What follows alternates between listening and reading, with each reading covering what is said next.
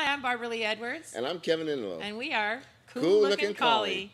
Tonight we're here at Rehearsal Works in Sumner, and we're going to have a conversation with the owner, Grant Anderson, a local musician as well as, of course, running this place that we all love to rehearse in. We hope you enjoy the show. All right. Hi, Grant. Thanks for taking the time out to talk with us tonight. It's my pleasure. We appreciate it so much. So first I want to start with the business side of things. What brought you to all this at Rehearsal Works? How did you get started? Well, it's kind of a long story, but the short version is I didn't like my job. And I wanted to do something that I could do forever. And I've always been a musician, and I wanted to do something with music. I didn't like my job. And that was, should we ask? Well, I had my own business before this. I had a print and design business for 8 years, and it was fine, but it wasn't what I loved. Right. And I realized eventually that I have to do what I love. Exactly. And I'm not a good enough guitar player to make a living at it. Well, even if I was, I probably still couldn't make a living. But I had inspiration. I went to another rehearsal facility, one up in Bellevue, which I won't name. Yeah. Everybody knows where it is. We all do. Hi, Eden.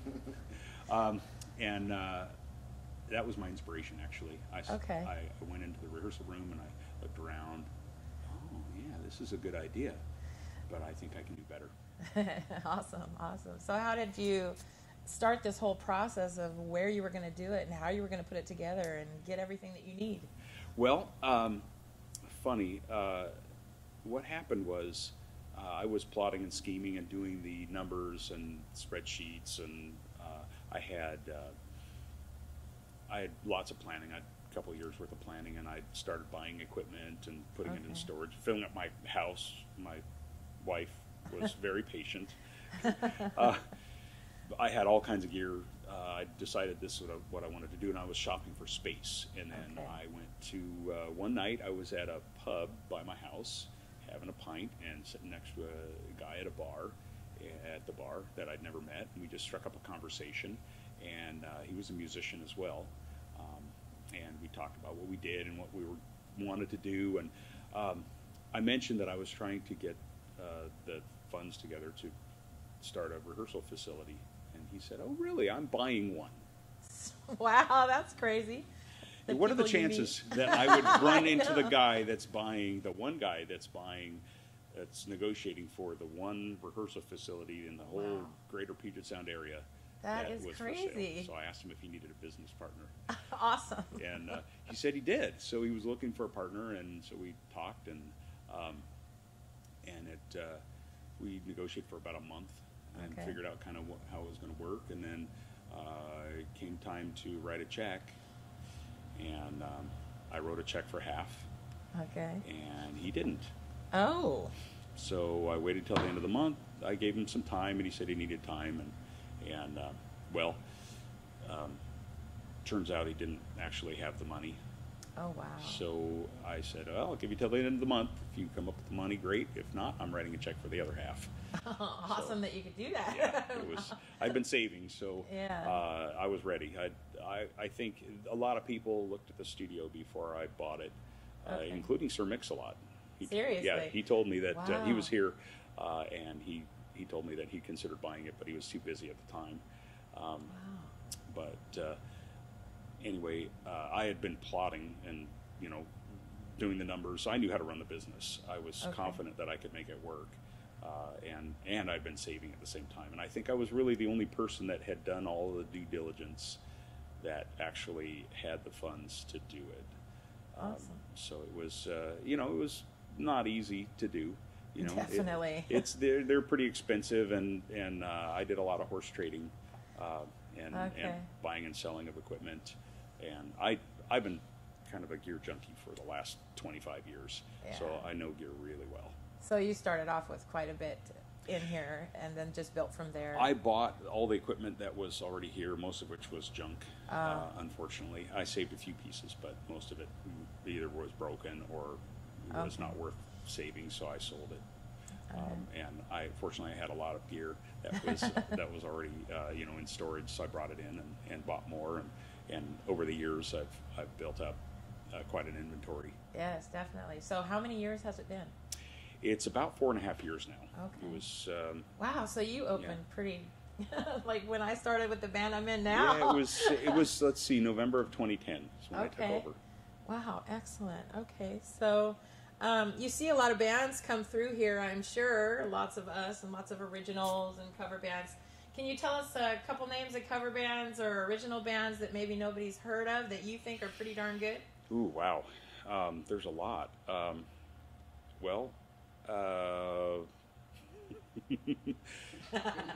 Evil laugh. It's really hard. Yeah, it's really hard to think of these things on the spur of the moment. But put you on the spot. let's see. Yeah, some of the ones that recorded at our studio lately have been interesting. 15 Stitches is doing pretty well. Okay. Their stuff turned out nice, and I just got their CD today that I'm gonna go listen to. I haven't heard it yet. The finished product, I heard them recording, and Chronobats are really fun to listen to. They've been doing pretty good. They also recorded their EP in our studio. Awesome. That brings me to my next question. Oh. When they come in to record in your studio, do you supply staff to run the boards and all that, or do they bring their own people? Or? They can, but we have an engineer, Pierre Ferguson. Okay. Who's, that's another story. Do tell. Yes, Pierre's a great guy, really experienced engineer. He's been doing it as his day job for about 16 years now, and he's full-time in the studio. Okay. And he's our guy. We have interns, and we've got apprentice engineers that come in. Awesome. And we do rent the studio out for other engineers if they're qualified.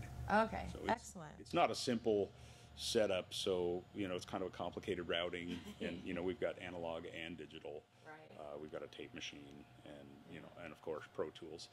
So if someone knows how to run it, they can bring in a guest engineer. We have no problem with that. Awesome.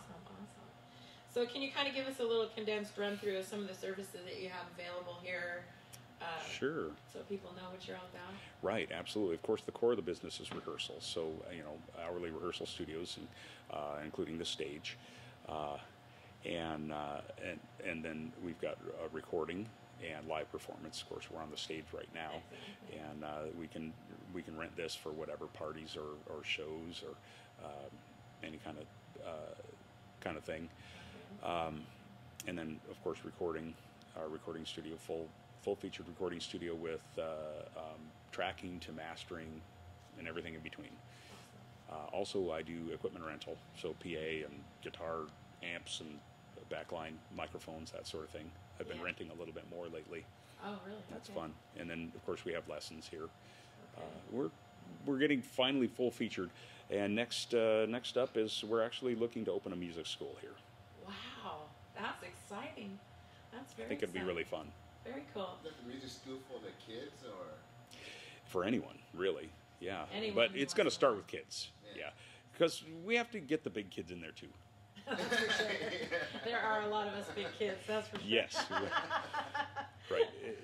How does the saying go? It's like you can.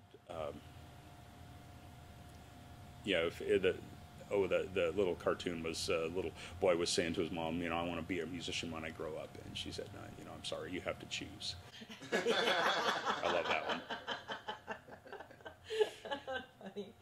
Okay, so I also know that you happen to run out and save bands when they need help, because there was a time about 2 years ago that you ran out to our venue in Renton and dialed us in on the fly in our first set. Oh, so, yeah. You just help so many of us in so many ways, and I don't think people really know a lot of what you've done. So I'd like to talk a little bit about the musician side of your life now. Sure. I know you're a musician. Mm-hmm. So can you tell us what projects, bands, or whatever that you're currently working on for yourself? Okay, I have two bands right now. The first is the Stunt Doubles. It's a alternative rock cover band, 3-piece currently. We've been around in the current configuration, about 5 years. Okay. And we play local bars and private parties and charity events. It's a lot of fun. Yeah. And then the other band that I've got is also a cover band, more hard rock oriented. We do a lot of grunge stuff, and that is Silver Gun. Okay. And that's a 5-piece band. 5-piece. Excellent. And just since we're on the subject, you got any upcoming shows for either of those? We do, and We're playing, let's see, Stunt Doubles is, I think the next gig is at, I wish I could tell you. I can't think of it right now. Yeah. We've got a couple gigs coming up, one up in Linwood somewhere, and yeah, Silver Gun actually doesn't have anything on the books right now. We're kind of reconfiguring. Okay. We're putting together a variety set. We had a bunch of tribute sets put together. Right. We had Stone Temple Pilots is where we started, and then we Yeah. added Alice in Chains, and then we added Pearl Jam. Cool. And then we've actually branched out, and we're doing a whole variety grunge set. So Very adding, cool. Nirvana and Screaming Trees and Very Grunt cool. Truck and that sort of thing. Very cool. It's a lot of fun. That's going to be a fun project once All it's right. fully launched. So you have websites for both of those bands people can look up, or We're on Reverb Nation Reverb and on Nation. Facebook. I think it's required by law to be on Facebook. I don't know about that. I was told. It's part of the rules. So tell us, what made you want to play music, and when did you become interested in playing? I've been playing music since I was a kid. I think I started back in, I was 7, I think, when I started playing piano. And, That's how I started too. Yeah, A lot of us start out with at piano lessons, and Yeah. and my teacher wasn't terrific, and it wasn't what I really wanted. Yeah. And then I tried some different things. I played trumpet, when I was in school. I played French horn for a while, and that was interesting. And then at 14 years old, I picked up a guitar, and it was over. So did you take formal lessons for that, or you just kind of... I did, actually. I took lessons from a guy named Greg Stock in Renton back in the 80s. And Greg is now the CEO of Strymon Pedals in California. Wow. So I found that out on Facebook recently, and I was like, because I love Strymon Pedals. And I was, for some reason, I saw an article about Strymon, and it said, that Greg Stock was the CEO. And I was like, that name's really familiar. And they said it was from Washington. Well, so I sent him a message on Facebook. And, How cool. So, Grant, have you done any original songs or recordings? And if so, where can we find them? I've actually never done any original music. Oh, wow. So I've always been a cover guy. Any aspirations to do so? I don't think I was ever called to write songs. Maybe someday. I've got a lot of friends that are trying to drag me in that direction. We'll see. Don't we all? We'll see. I'm not ruling it out at this point. Okay, good. It might happen. Okay, all right. So how do you balance bands and rehearsal works and family life so you don't become overwhelmed? I have no idea. Is there a No. Drink, for example. I don't sleep a lot, so the bands practice once a week typically, so it's not a terrible amount of work. I love playing guitar, so I sneak in practice when I can. Okay. And then Rehearsal Works, I've got help here, so Yeah. it's grown to the point where I need people. Yeah. And so And still, it's full time for you as well. oh yeah. Yeah.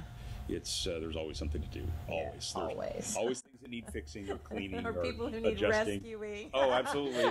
There's people that but that's my favorite part of it Yeah. is the people. Really, Yeah. that's what draws me to this. Excellent. So, have you done any touring at all in your career? Never. Never. And what's the biggest crowd you've ever played for?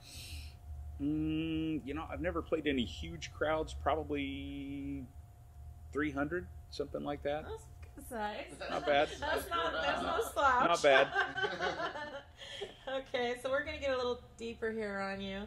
What legacy would you like to leave musically, professionally, and personally?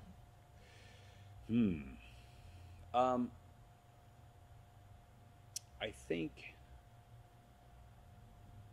that's a tough question. My whole philosophy, I think, is really to leave every situation I'm involved in better than it was when I arrived.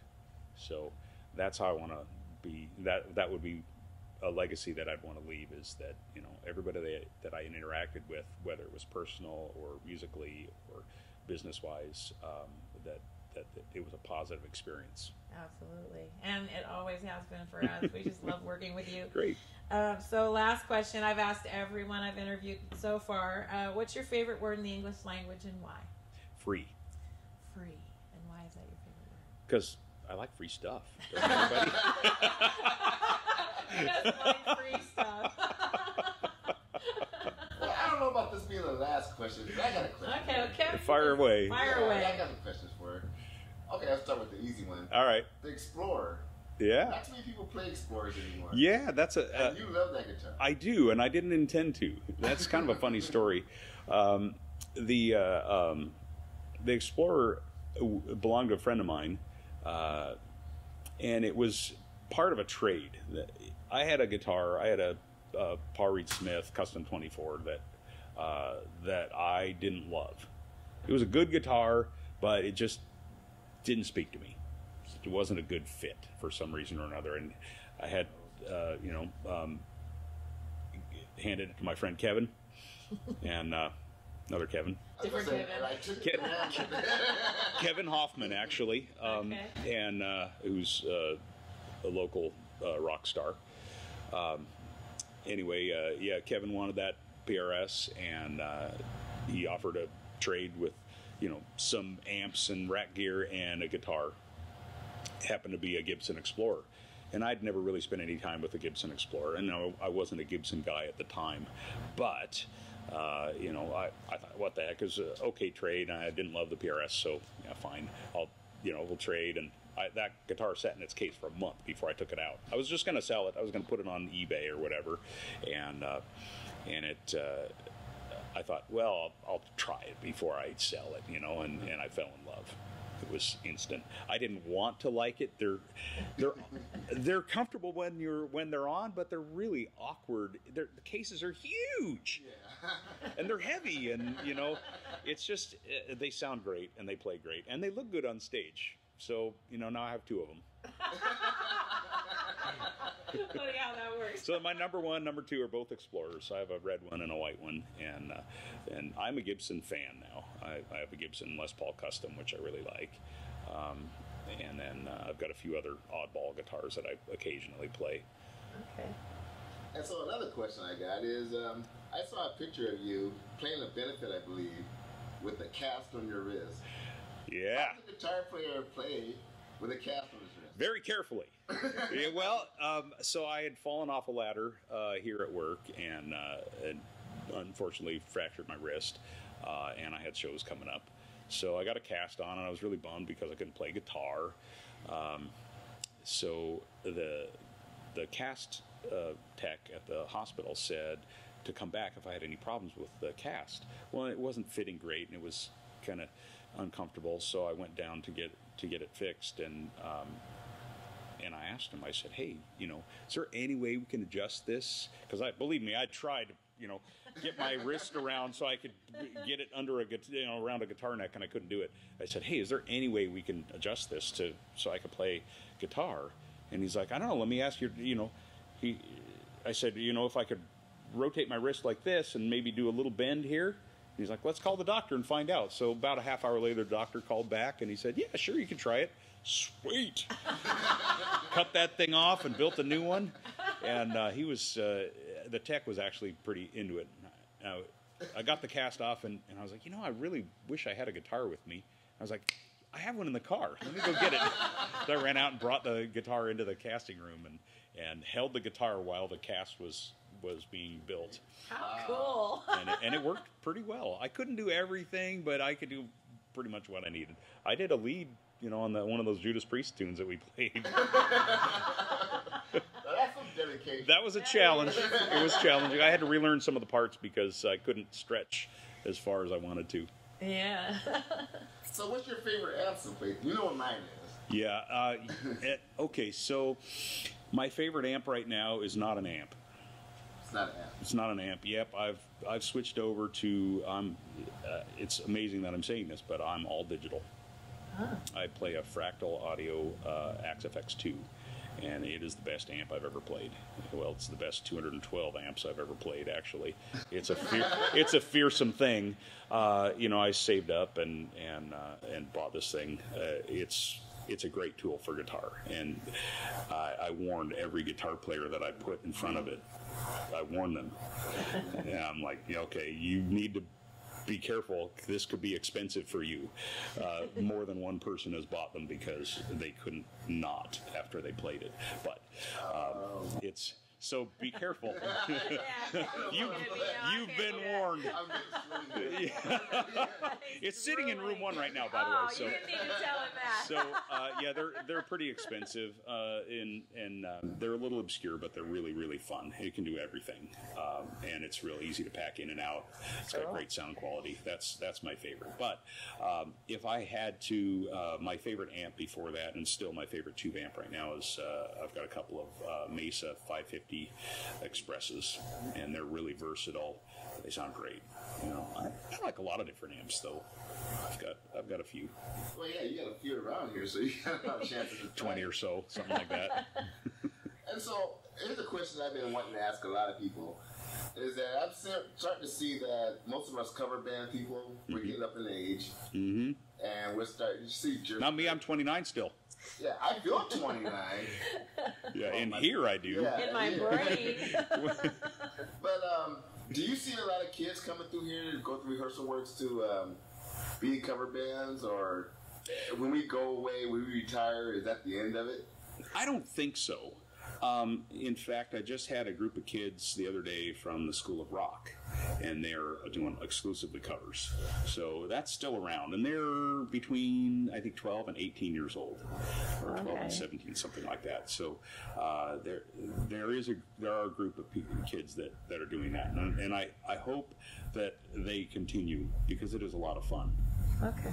Because it seems like a lot of kids now just want to just go on YouTube with their compressors and stuff and make a little video and think they're going to get signed to a contract. Yeah, there's a lot of that. And, well, you know, the music industry, of course, is crazy and changing, and we don't know how it's going to turn out. But, yeah, things are way different. Yeah.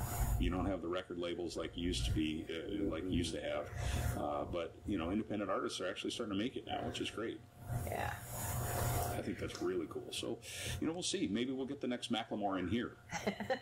You never know. You never know. Has anybody come through here and all of a sudden they got signed and they're famous? We haven't gotten anyone to ascend to those levels yet.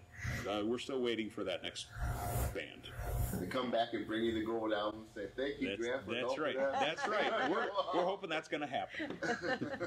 We've got some really talented bands coming through here. So, you know, it could happen. But it's a rare occurrence, unfortunately. It'd be nice if more of us could become rich and famous. Wouldn't it? I wouldn't mind. I wouldn't mind. Yeah. So you ever walk through the halls here when bands are playing and just get by a door and hear something and just stop and go, whoa. Yeah, really good. All the time. There's so much talent in this place. I'm really fortunate because I get to listen to and hear, and meet a lot of really good bands and good musicians. Just tons of talent. You know, it's amazing that there's so many people that can do well and they're not famous yet. Yeah. I'm always shocked at certain people who really should be. Yeah. Yeah, we got a lot of friends, mutual friends that are. You should be on the stage somewhere. Yeah. You should be doing something so much bigger than this $50 gig. Yep. And you know, it's a matter of meeting the right people. I think being in the right place at the right time and being prepared. You know, there are a few people that I've seen that, you know, there are some people that you just know when you see them. Yeah. Mm-hmm. Yes. I've met a few recently, actually. So have you been up north to the metal shows or anything? And you know any of the metal bands up there? Or? Up north? I don't get up north very often because I'm a South End guy now. So, it's a long drive up here near Canada, like Linwood and stuff. That's up by the border, isn't it? I think something like that. Well, I know Louis G's has a lot of metal bands there too. Yeah, I occasionally get over to Louis. Okay. That's not as often as I would like, unfortunately. Yeah. Usually when I escape from here, I'm either at home or at a gig. Exactly. So when do you spend time with the wife and stuff? Well, after the interview tonight, we got date night. Date night after the interview. Then we should probably cut this short. I don't want to make your wife upset. Yeah, it's, you know, I have help now, so I get the occasional night off, and we can spend some time together. Awesome. Well, thank you so much for the time you spent with us tonight. We really appreciate it. We really appreciate the use of your space. We've all rehearsed here. Many of our friends have, and we just love this place. So thanks so much for giving us a little time to tell us a little more. Thank you. It was fun.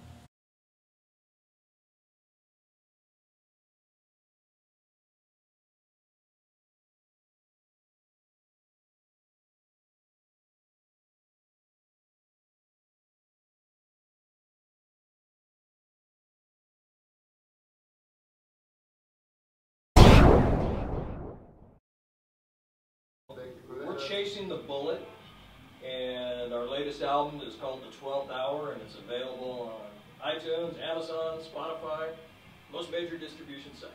All right. And while you're watching this, just go ahead and check out Reverb Nation as soon as you're done, because we got all the tracks on there, and you can check them out. Cool. So.